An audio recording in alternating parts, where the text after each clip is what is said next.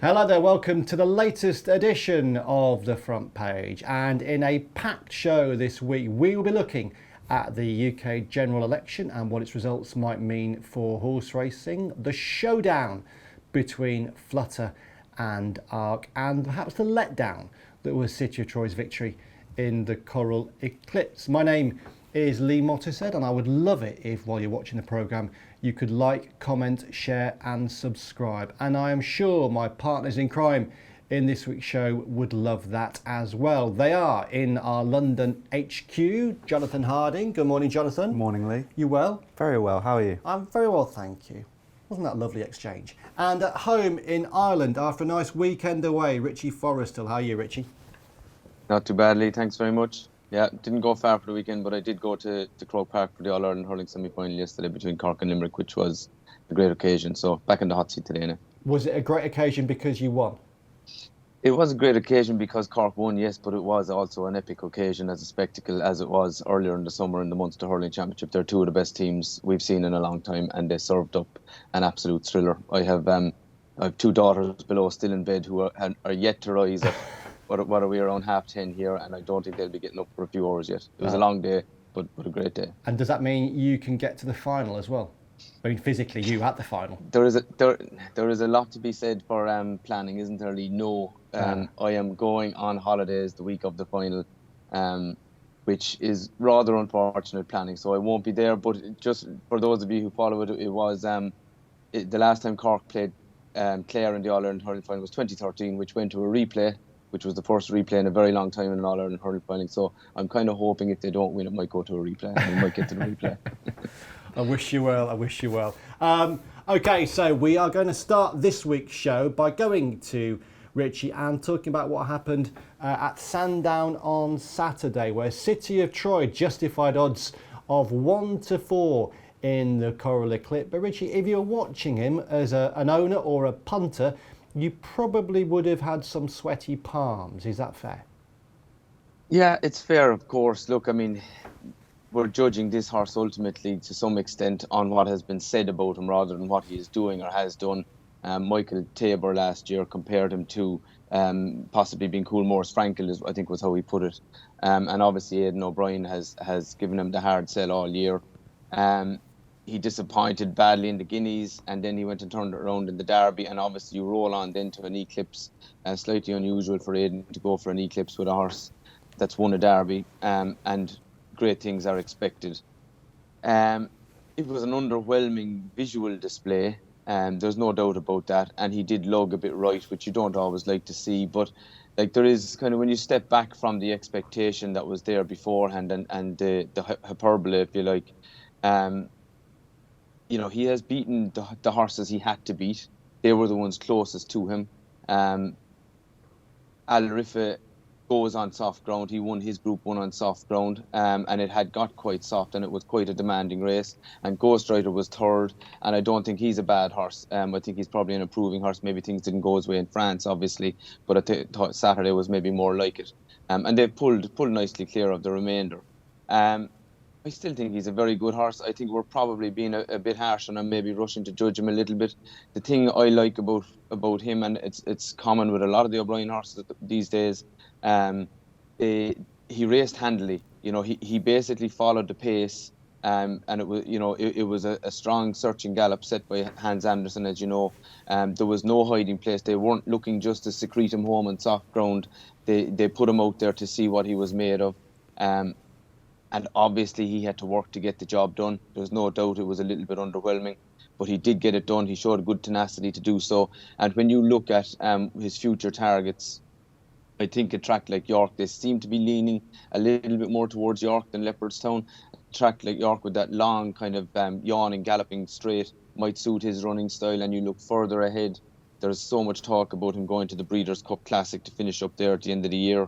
If you want a horse who is going to be able to excel in those conditions, they race so hard on the dirt in America, and they have to be able to keep going.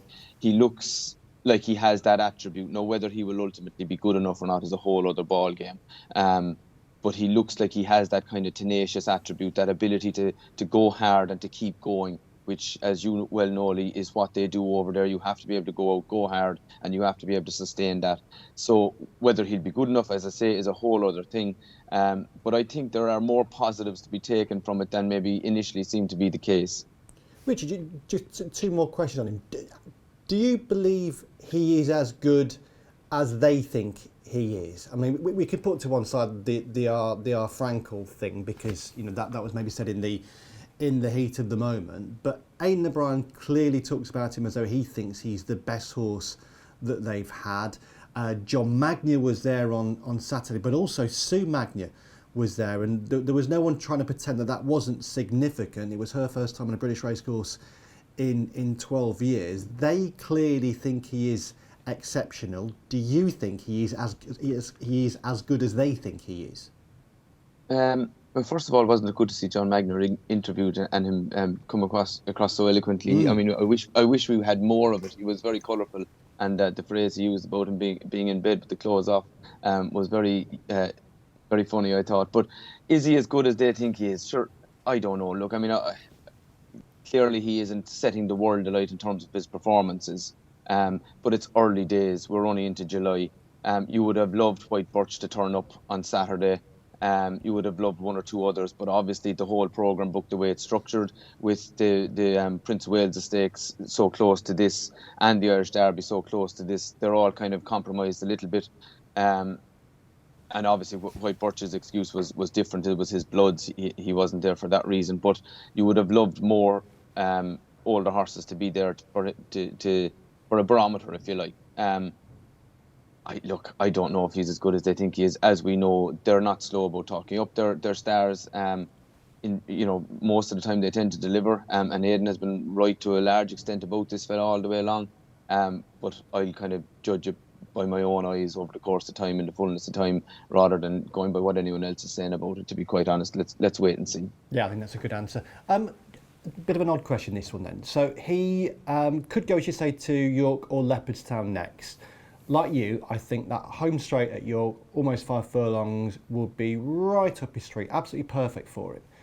But if they are right in saying they think it'll be York or Leopardstown and then on to the Breeders' Cup Classic ideally, if he did go to York, there would be a fair chance that he would end his 3-year-old season having only raced once in Ireland when he won his debut start.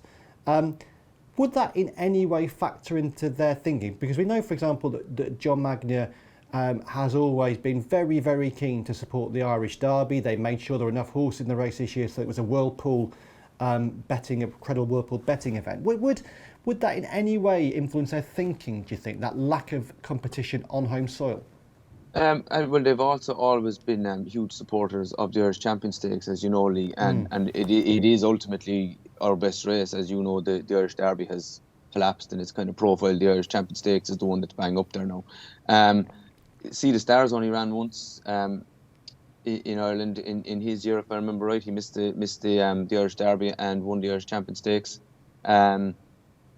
It would be lovely to see him more, but it's become a very international game, isn't it? And I remember not long ago I touched on the way in which Aidan's 3-year-olds are not necessarily starting as strongly as they traditionally would have done. I mean, he has won none of the Irish or English guineas in recent years, or the French ones for that matter. And it looks like he's starting his campaigns. He's starting his horses' campaigns a little bit more gradually, and they're not quite peaking in early May. And that is partly because of this international element. There is the prospect of these horses going to places like America, obviously France as well along the way, and then staying in training as 4 and 5-year-olds like Augusta Rodin and Luxembourg. So look, we'd love to see the horse more, of course. We'd love to see him in Ireland, and he might yet run in the Irish Champion Stakes. You don't know. Yeah. I think it's highly. It's still quite possible that he will. You don't know how plans will change. Maybe they will go off the idea of having a go at the Breeders' Cup Classic this year. And if that were to be the case, then maybe the Irish Champion Stakes would come into the equation again. And it's not that they've ruled it out, but you do get the sense that they're leaning towards York, don't you? So look, we'll just have to wait and see. It would be nice to see him more, but it is what it is in terms of the programme at the moment. Yeah. John, we were both there at Sandown on Saturday. when you get a Derby winner in the Eclipse, it's a big deal, and a lot of Derby winners have sunk in the Eclipse, unlike City of Troy. Did you sense there was a real sense of occasion about City of Troy running there on Saturday? In the sense, do you think he's got any sort of racing public mood yet? I think he does, just purely anecdotally from being in the winners' enclosure after the race. It was absolutely packed, I mean visibly so. There was a lot of people from Coolmore there, which would account for some of it, but there were people that seemed to be there just to get a glimpse of the horse in the winners' enclosure and around. It wasn't sort of, those 2 days at Sandown, it didn't feel overly busy, but actually after that race there was definitely a larger volume of people around the winners' enclosure. It was a slightly surreal atmosphere because of that slight pause in him coming in, and then it sort of people didn't quite know what to do, and then there was sort of just explain what happened there. A bit of isolated clapping. He seemed to stop on the way, and we waited a long time for City of Troy to actually come into the winners' enclosure for whatever reason I didn't see. But the other horses had already left, and there's people sort of standing and waiting. So by the time he came in, he was sort of having to chart a course through a body of people, and then there was a sort of a delayed clapping him in. But yeah, I think the performance as well was a little bit surreal. I think people kind of expect horses like him now to almost win running backwards, which probably isn't fair because it's, as John Magnier said after the race, it's no easy feat to win an Eclipse. Plenty of horses get beaten in that after running in the Derby. So yeah, in answer to the original question, I think he's getting there in terms of star power. I remember speaking to Rod Street at Great British Racing, and he said unbeaten horses are particularly popular, and usually when they've won 10 starts is kind of the sweet spot when they really start to resonate. So he's not quite in that kind of Frankel category, but he's clearly a horse people want to see. Richie, sadly we won't be seeing the Oaks winner anymore this year or again, which was a real disappointment to us, but more particularly to Dermot Weld and the Aga Khan team. Yeah. Just as we were beginning to learn how to spell her name properly and without having to check it. It's a pity, yeah. Look, it's one of them things. She obviously picked up a knock, apparently not very serious, but serious enough to kind of rule her out for most of the rest of the season, or to put, to make it a race against time at least for him to prepare her for the Arc. She was impressive at Epsom, and when we're talking about the 3-year-olds in the context of where they stand overall, it's a big hole in that kind of task. You would have loved to see how she would push on. We've got maybe Rosalian, Hatem, Porta Fortuna, and obviously City of Troy kind of flying the flag. She would have been right up there with them. And as the season would have gone on, she would have been, you would imagine the way Dermot Weld trains, she would have been progressing all the while. So she's a big loss, yeah. Yeah, big loss. Azalea will not race again. She's been retired after meeting with a setback. Okay, that then was the racing racecourse element of the show. We'll be looking at the general election in a second. But first of all, here is a fantastic offer for the Racing Post Members Club. Get 50% off your first 3 months in the Racing Post Members Club. As a member, you get access to the digital newspaper exclusively available to members the night before. You'll get daily tips from the likes of Pricewise Tom Siegel, Robbie Wilders and Paul Keeley. Enjoy award-winning journalism from the industry's best writers and watch replays from all British and Irish racing now available within the Racing Post app. Subscribe today and get 50% off your first 3 months membership. Welcome back to the front page, and time now to look at the UK general election from last week. Now fret not, this is not going to be a Clive Murray, Tom Bradby or Kay Burley dissection of the results from last week, but looking at what it might mean for British racing. We went into the election pretty much knowing what was going to happen by and large, and what we expected was the case. Labour swept to power with a landslide administration, and the Conservative Party was battered by the electorate, but also battered was the amount of known support that British racing has in the House of Commons. We knew that was going to be the case to an extent anyway, because recognised supporters of the sport, people like Ben Wallace, Matt Hancock and Nadeem Zahawi from the Conservative Party, and the former Labour Shadow Cabinet Minister, Conor McGinn, they had all stood down before the election. So we knew that they were going. But as a result of losing their seats, we also lost some more recognised supporters from within horse racing, including Sir Philip Davis, Lawrence Robertson and Laura Farris, the Newbury MP. So racing's recognised support in the House of Commons has gone down. In have come a whole host of new Labour MPs as well as existing Labour MPs, and for a sport that generally is thought to have more of a conservative leaning, there have been concerns expressed over recent months about what a Labour government might mean for British racing. Well, perhaps the early signals are that we don't need to be quite as concerned as some might have been. So Keir Starmer was quoted during the election campaign, during Gamblegate, saying that he only bets on the horses when he bets. And he also spoke to the Racing Post prior to polling day, talking about how his wife, Lady Starmer, Victoria Starmer, has a big passion for horse racing. They now famously have a picture of Doncaster Racecourse on their kitchen wall. And he also said, and I quote, "Racing has long been a part of British life. Iconic events like Royal Ascot and the Grand National are watched by millions each year at home and abroad. Racing supports thousands of jobs and makes a significant contribution to our economy." So warm and positive words from the man who is now the Prime Minister, and the man indeed whose wife was one of those who enjoyed racing at Sandown on Saturday. What we don't know yet is what the Labour Party's official position will be on some key matters that will impact the sport, including levy reform, which British Racing thought it had got across the line before the election was called. That proved not to be the case. That matter will need to be revisited, and we'll also need to find out more about what Labour plans to do with the government's plans for gambling regulation and affordability check, which of course were progressing prior to the election. Also to be decided, I suppose, is what happens in relation to some of those members of Parliament who are no longer members of Parliament, who have expressed interest in some of the key jobs in British racing. We know, for example, that BHA Chief Executive Judy Harrington will be leaving office before the end of the year, and the BHA Chair Joe Saunderson-Smith's term of office expires next year, so he will be moving on from the BHA. It has been suggested in reports and rumours that perhaps some now former Conservative MPs could be interested in those BHA offices, BHA positions, and I suggested in my Racing Post Monday column today that at a time when we have a landslide Labour government, and we also have a Conservative peer, Dido Harding, taking up office this week as Jockey Club senior steward, that perhaps a former Tory MP might not be the right fit for BHA Chief Exec or BHA Chair.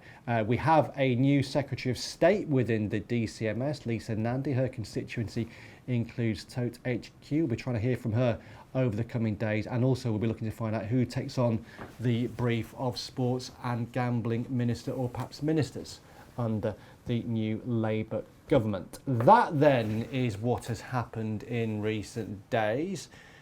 Jonathan, we sort of got what we expected.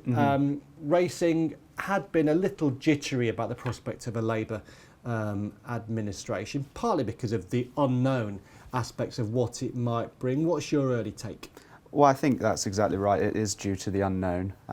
Racing has been dealing with a Conservative government for a while now. It perhaps has made, I think, falsely made the link between it's a rural sport, therefore we should be reaching out to Conservative MPs. I think that's not actually accurate. There's a lot of Labour MPs who have shown an interest in racing and would be presumably receptive to hearing about it. I think ultimately now we're in a situation where racing has to put its case forward to the new government. I hate to say it's a challenge and an opportunity as in sort of business speak, but I suppose it is. It's really a blank slate now. I think it's naive to expect that levy reforms on the first 100 pages of a Labour government's to-do list, let alone the first one. So perhaps we will have to wait a little bit of time before we actually see where Labour's position is on some of these key issues. It'll be fixing potholes and sorting out junior doctor strikes, I'd imagine, first. But yeah, it's an interesting position. I know that the BHA and British Racing generally has been accused of being slightly slow off the mark in engaging with Labour, given the writing's been on the wall for a while. They would argue that, or the BHA has argued that it's engaged extensively with Labour, and I think that's true. I just think that there's no upper limit to how much you can engage, and there's always more work that could be done on that front. But in terms of what a Labour government will bring, there's no reason at the moment to expect that it will bring anything materially detrimental to racing, only that racing can't expect sort of handouts or maybe special preferential treatment as perhaps it has in certain instances under the Conservatives. It needs to almost put its case forward and see where the chips land after that, basically, would be my view. And I think a lot's made of the pictures on Keir Starmer's kitchen wall and things like that. Materially, I hate the idea that that would somehow influence policy. I think it needs to be proper, serious forging of links and putting forward an economic case and a cultural case of why we should be supporting British racing, why the government should be supporting British racing. Yeah, and in terms of those individuals that have gone, we know that British racing had an express policy during that quest to secure levy reform of going to former Tory cabinet ministers and using them to try and exert pressure on Rishi Sunak. Dido Harding was deployed in the same way. British racing believes that was the right move to make, and that it almost got levy reform off the line. If you speak to bookmakers, they say it was a bad move because it almost alienated them and made them think that the whole subject of levy reform had become a matter of how to deal with internal Conservative Party politics. Clearly, that's not an avenue now. No, back door's locked. Yeah, exactly. There's no point racing now going to Ben Wallace, Matt Hancock, or even sitting MPs like Priti Patel and trying to put pressure on the government. Racing will need to go down a different avenue when it revisits things like levy reform. But against that, the DCMS is still the same. The officials within the DCMS are still the same. So I suppose racing will be hoping that it can say to Lisa and Andy, look, this work has already been done. All you have to do is pick it up, run with it, and you'll have an instant success. And I have no doubt that racing will be doing that. It's just a matter of when you almost go to them and start pushing papers under their noses, because I imagine there's this sort of weeks lead straight after the election are going to be reasonably busy and not the time to be kind of trying to jump to the front of the queue, which racing has a bit of a habit of trying to do, as we know. Yeah. So yeah, I think it's just that they'll know what to do. The BHA will have a plan, I'm sure, or I hope certainly, in terms of continued outreach and in terms of when you almost take those issues to the government. We're a week on, so there's still time. Yeah, and I suppose another delaying factor might be that Thangham Debonair, who would have expected to become Culture Secretary, was one of the few Labour high-profile figures who didn't actually win her seat on Thursday. So Lisa Nandy's come into a position that she probably wasn't expecting to get, given that Keir Starmer seems to have basically appointed all his shadow ministers to that same role in government. Yeah, but you know, my logical head is saying that if racing just puts together its case, this is the contribution we make to the economy, to employment, culturally, this is where we're at, this is what we can offer. I'm hoping that a Labour government would be as receptive as a Conservative government without maybe having quite so many special or privileged links. Richie, I won't ask you to debate British politics and its links with racing at the moment, but obviously there's loads of big issues at the minute in Ireland in which racing requires help and support from government and politicians. Any new developments there, or are things basically as they were? As they were at the moment. Look, we have an election coming in the very near future as well, whether it's early in the autumn or early in the new year, or maybe in the middle of the autumn or early in the new year. It looks like the centre will probably hold to some extent here. Obviously, Sinn Féin enjoyed a rise in the polls and at the voting stations over the last few years, but that looks to have receded a little bit, going by the polls in recent weeks and months. But even if the centre holds, there's a body of work done to be here as well. Like, racing just does not have the kind of passionate de facto fans, in government that it used to have. I mean, I remember when I came back from England, you could go racing on a day here and you could meet Charlie McCreevy, Joe Walsh, John O'Donoghue. You could meet any of them guys just at the track at Thurles or Clonmel of a Thursday. They used to go racing. They were racing people. Racing doesn't really have those kind of devoted hardcore supporters in government here in Ireland anymore, I don't think, or they're thin on the ground anyway. And when you look at like the gambling regulation bill is obviously an issue that's been on the agenda here over the last couple of years. Like that went from, I think, the committee to the report stage last year, around this time last year. And there was something like 190 amendments discussed, and not one of them mentioned racing. So there was no awareness there of the link between a piece of legislation like that and the impact it could have on racing. Nobody kind of was alert to that danger. And then that's up to the officials as well within HRI and the communications there. You wonder if there was a ball dropped in that regard. So, there's a whole lot of work to be done in this area. I think, I would like to think that even in the case of the left coming through in Britain, and if the left were to come through more here in Ireland, I don't think it's a given that they would necessarily kind of cease to support racing, if you like. I know when Sinn Féin have been asked about this, for example, in the past, they've always stopped short of saying they would stand down the Horse and Greyhound Fund. They've always been very careful how they choose their words. They know it's a big part of the economy. They're not going to cut the legs out from under the feet. And I would hope that, whatever needs to be done there in Britain, that there will be a lot of support on the Labour side, just the same as there was on the Conservative side, obviously. But there's no doubt turmoil is probably too strong a word. But, things are certainly, it's a time of flux, if you like, I think, in these matters over the last number of years. And I think it's not a given like it used to be before, that you just had this groundswell of support within government for the sport. Yeah, so parallels there between Britain and Ireland. Okay, we have one more story to discuss, and we will do that after this break.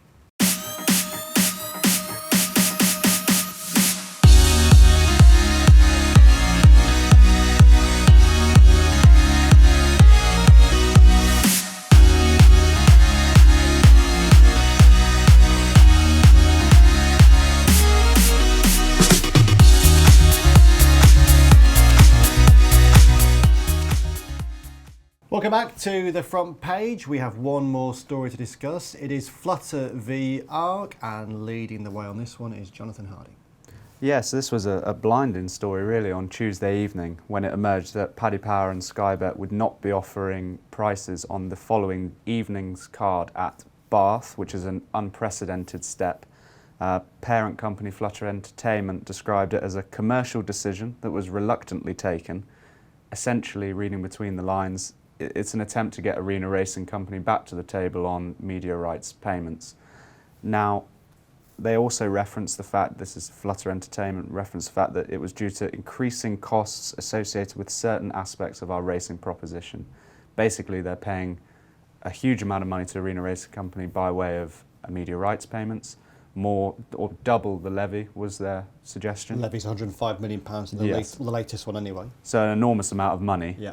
And it's this question again of, does that tally with the product they are receiving and its importance commercially to Flutter, which of course has huge interest now in the US. The parent company, this is of Paddy Power, Betfair and Sky Bet. Interestingly, Betfair still offering prices for Bath throughout.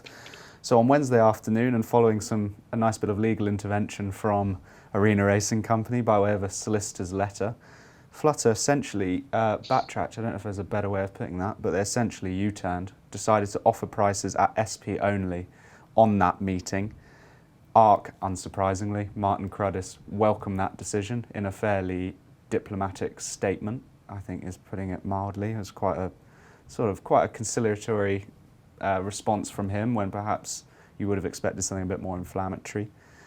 And obviously, Flutter were trying to sell their side as well, and they put forward the fact that they stood by their decision and said that there really does need to be a conversation about media rights and about transparency, about the money that flows through the sport. Namely, they put money in through media rights, it goes to racecourses. How does that then filter down into that dreaded word again, racing product? which is, as you all know, and as Richie will know, is a familiar debate and topic among participants in the sport who are saying, all this money is supposed to be coming in, where is it?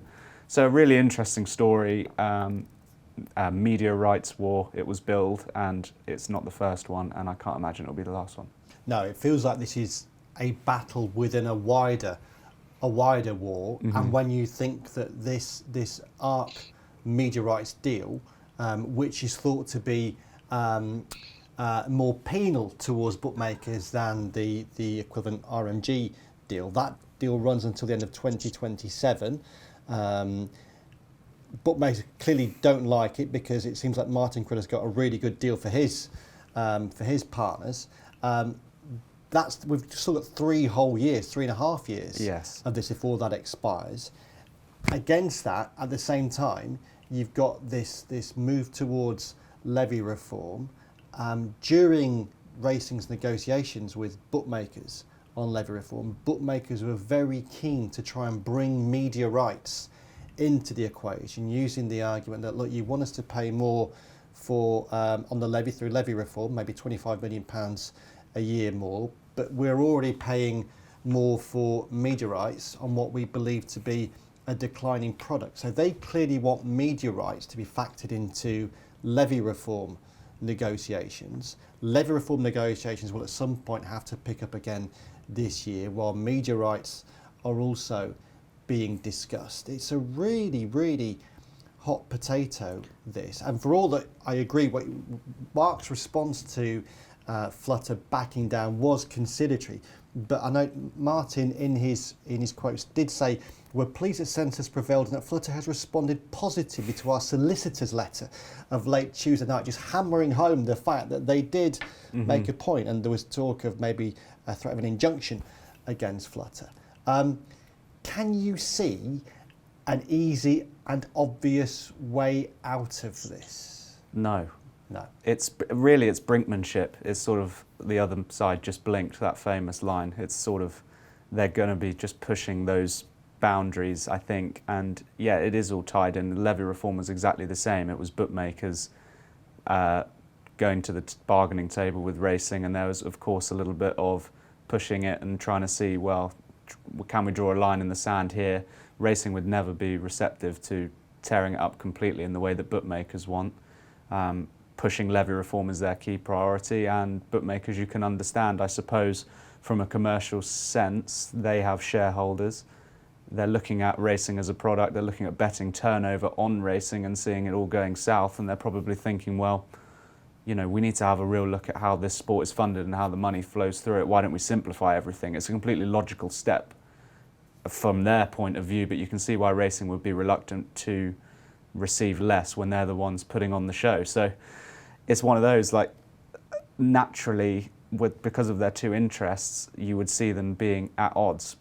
But if you take a kind of helicopter view, you think, well, actually nobody benefits from money not flowing into the sport, and nobody benefits from racing being viewed as a declining product. So hopefully they're able to meet in the middle on levy reform, and whether that encapsulates a kind of broader and more nuanced funding model is worth exploring, isn't it? Because it's not looking particularly promising at the moment. It's not. And just one last aspect of this before we go to Richie. The transparency angle of all this is interesting too, I think, in the sense that bookmakers, on this occasion Flutter, have made a clear move in recent months to try and highlight what they believe to be a transparency issue, i.e. they're saying, we're paying you all this money in media rights, and based on what Flutter was saying last week, we're looking at way over 200 million quid a year on that. We're paying you all this money, and we don't think he's actually achieving anything, in the sense it's not making the racing product any better. We don't think prize money is good enough. There's nothing being spent on marketing. During those levy reform negotiations, bookmakers are very keen that if they were to increase the amount paid in levy, that some of it will go to a designated fund primarily to be used to market the sport. So they're hammering home what they believe to be transparency flaws in media rights money, and they will know that that will delight all those racing participants who also say, where the hell is this money going? You know, we don't see any great benefits from it. So I thought that was interesting too, and I wonder if that is I'm sure it's a genuine concern for bookmakers, but again, they will also know that it will carry favour with participants and perhaps use that as an extra means of putting pressure on the racecourse media groups. Yeah, it's all a negotiation, isn't it? And if you're a racecourse operator who's unwilling to be transparent with the money that comes in and where it's allocated, you're now getting it from both sides, essentially. It's quite interesting dynamic, the bookmakers and participants almost being on the same side on this issue. I know Julie Harrington's spoken previously about the kind of need for greater transparency about how money flows through the sport, and thinking logically, and in an ideal world that we don't live in, you think, well, why don't we have complete transparency? Why don't we all sing off the same hymn sheet and sing Kumbaya around the campfire? But that's not really how it works, because racecourses, of course, would say, this is commercially sensitive, we're unwilling. The Jockey Club has shown some willingness to be more transparent, as have independents. We are really talking about Arena Racing Company here, I think, in terms of the transparency issue. Martin Cruddace has been quite clear about not being willing to do that, again, because of the commercially sensitive issue. So yeah, it's a really fascinating topic that's going to rumble on, because racecourses have completely different models. Bookmakers are going to continue to put pressure on for more transparency, as are participants, and you'd imagine racecourses would be fighting to get the best deal possible for their own shareholders. So yeah, this is not one that will go away, and I think this is a battle in a war, I would suggest. Yeah, Richie, what was your take on that battle within a war? Yeah, look, it's not new, Lee. As you know, I remember touching on this in a column a couple of years ago when the similar kind of thing happened over best odds guaranteed, and the bookmakers withdrew best odds guaranteed to try and make a point. Obviously, that would reduce the yield for race courses at the tracks they were withdrawing the best odds guaranteed. Look, we're talking here about the bookmakers and the race courses, obviously, but there is Racing Inc., if you like, has to take some responsibility in relation to this as well, because why is it a decreasing product? It's because it hasn't managed to keep up with the Joneses, if you like, in terms of the mainstream sports coverage. Part of that is to do with small fields, uncompetitive racing, a saturated market, too much racing. So racing has to look, Jonathan touched on a helicopter view, so that's part of it as well. The bookmakers will tell you that bookmaker insiders feel that racing's value in terms of media rights has peaked over the last few years. And the unspoken threat, if you like, is that when this comes up for renegotiation, I think the current contract runs to 2027. The unspoken threat is that they'd be willing to have racing either kind of deprioritized on their websites or not traded at all, at some meetings. So would they ultimately deliver on that? I don't know. The phrase I used the other day, which I've heard before in relation to this, is that it is a high volume, low margin game for bookmakers these days. And the landscape in relation to betting and media rights in hand over the last 30 years has transformed. I mean, when we walked into a bookie shop when we were young, it was horse racing and nothing else. Now it's everything. And horse racing is there too, but it's fighting for attention in a market that has football, rugby, you name it. It's all there these days in a way that it wasn't before. From a point of view of betting, racing used to be so synonymous with it, and now it's the same for every sport, I think. So, look, it's interesting. There's brinkmanship there. That was the word Jonathan used as well, and I think that is very much it. They tested the water the other day. They got slammed back fairly promptly, but this will run, and it's nowhere near done yet. And it'll be interesting to see what way the land lies in a couple of years' time when this comes up for renegotiation. Yeah, absolutely will. It's a fascinating subject, and it brings us to the end of this week's edition. 3 really interesting stories. I have to say who is the winning story, and not because of recency bias, I am going to say Flutter v ARC, because it has potential huge ramifications over the coming months and years. General election is clearly massive, but let's see how that plays out for racing over the coming months. Great horse, City of Troy, won the Eclipse. Perhaps not a great performance, but hopefully he can build on that and prove he is as good as they believe him to be. But this week, John, you have the winning story. Congratulations. Thank you very much. Delightful. That then is the end of this week's edition. Richie, thanks for joining us as ever. You got a good week to look forward to? Yeah. Look, relatively low key stuff here. My own personal focus at the moment is on this. Actually, you might see the Galleyhead swim jersey on me. It's an annual event I do here, and that's on next weekend. And then I'm off for a week. So, that's we've got the Irish Oaks to come later in the month, and we've got Galway and so on. But kind of relatively low key on a racing front this week. Brilliant. Well, Richie, good luck with the water and the swim. John, you're busy this week? Yeah, busy this week, working on a few things, and then I'll be at Ascot on Saturday, which is always good fun.